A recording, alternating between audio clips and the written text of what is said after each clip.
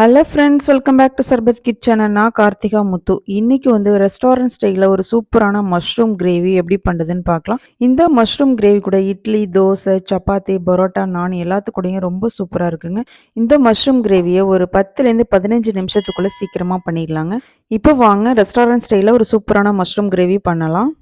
Mushroom gravy பண்ணுறதுக்கு நான் இன்றைக்கி 200 கிராம் மஷ்ரூம் எடுத்திருக்கேங்க. இதை நல்லா க்ளீன் பண்ணிவிட்டு 2 பீசஸாக இந்த மாதிரி கட் பண்ணி வச்சுருக்கேன். நெக்ஸ்ட் அடுப்பை பற்ற வச்சு ஒரு கடாயை போட்டுக்கோங்க. அதில் 2 டேபிள் ஸ்பூன் ஆயில் ஊற்றிக்கோங்க.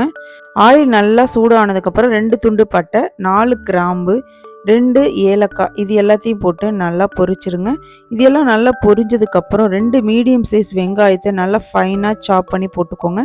வெங்காயம் கொஞ்சம் வதங்கினதுக்கப்புறம் ஒரு ஃப்ளேவருக்காக 2 பச்சை மிளகாயை இந்த மாதிரி கட் பண்ணி போட்டுக்கோங்க. நான் காரமே இல்லாத பச்சை மிளகாய், ஸோ அந்த ஃப்ளேவருக்காக போட்டிருக்கேன்.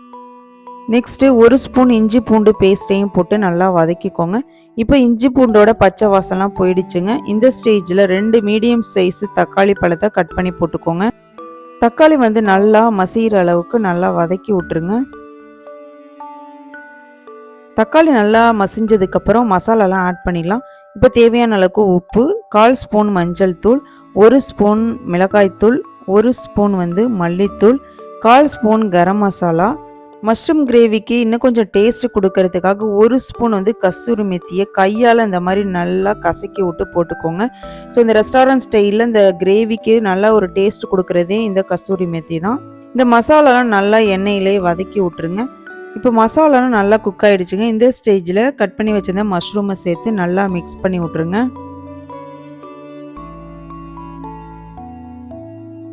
இப்போ இந்த மசாலாலாம் மஷ்ரூமில் நல்லா மிக்ஸ் ஆகிடுச்சுங்க. இப்போ தேவையான அளவுக்கு தண்ணி ஊற்றிக்கோங்க. இப்போ நல்லா மிக்ஸ் பண்ணி விட்டுட்டு மூடி போட்டு ஒரு 10 நிமிஷம் நல்லா வேக விட்டுருங்க. இப்போ மஷ்ரூம் அப்படிங்கிறதுனால சீக்கிரமாகவே வெந்துடுங்க. இது ஒரு சைடு வேகட்டுங்க. இப்போ ஒரு மிக்ஸி ஜாரில் 1/4 கப்பு தேங்காய், ஒரு 10 முந்திரி, தேவையான அளவுக்கு தண்ணி ஊற்றி நல்லா ஒரு ஃபைன் பேஸ்ட்டாக அரைச்சிக்கோங்க. இப்போ தேங்காய் முந்திரி பேஸ்ட்டு சூப்பராக ரெடி ஆகிட்டுங்க. இப்போ 10 நிமிஷம் ஆயிடுச்சு. மஷ்ரூம் நல்லாவே வெந்துருச்சுங்க. இந்த ஸ்டேஜில் நம்ம அரைச்சி வச்சிருந்த தேங்காய் முந்திரி பேஸ்ட்டை இதில் போட்டுக்கோங்க. நெக்ஸ்ட் இந்த ஜாரில் கொஞ்சமாக தண்ணி ஊற்றி கழுவி இதிலேயே ஊற்றிக்கோங்க. இது ஒரு 5 நிமிஷம் நல்லா கொதிக்கட்டுங்க. மஷ்ரூம் கிரேவி நல்லா கொதிச்சதுக்கப்புறம் 2 ஸ்பூன் நெய் சேர்த்துக்கோங்க. ஸோ டேஸ்ட்டு இன்னும் சூப்பராக இருக்குங்க. இது கூடவே லாஸ்ட்டாக கொத்தமல்லி இலையை தூவி சர்வ் பண்ண வேண்டியதாங்க. அவ்வளோதாங்க, அருமையான மஷ்ரூம் கிரேவி ரெஸ்டாரண்ட் ஸ்டைலில் சூப்பராக ரெடி ஆகிட்டுங்க. பார்க்கவே ரொம்ப கலர்ஃபுல்லாக இருக்குங்க. கமன்னு ஒரு சூப்பரான மஷ்ரூம் கிரேவி ரெடி ஆகிட்டுங்க. டேஸ்ட் அட்டகாசமாக இருக்குங்க. இந்த மஷ்ரூம் கிரேவி கூட இட்லி, தோசை, சப்பாத்தி, நான், பரோட்டா எல்லாத்துக்கூடயுமே ரொம்ப சூப்பராக இருக்குங்க. நீங்கள் ஒரு டைம் மஷ்ரூம் வாங்கிட்டு இந்த மாதிரி ட்ரை பண்ணுங்கள்.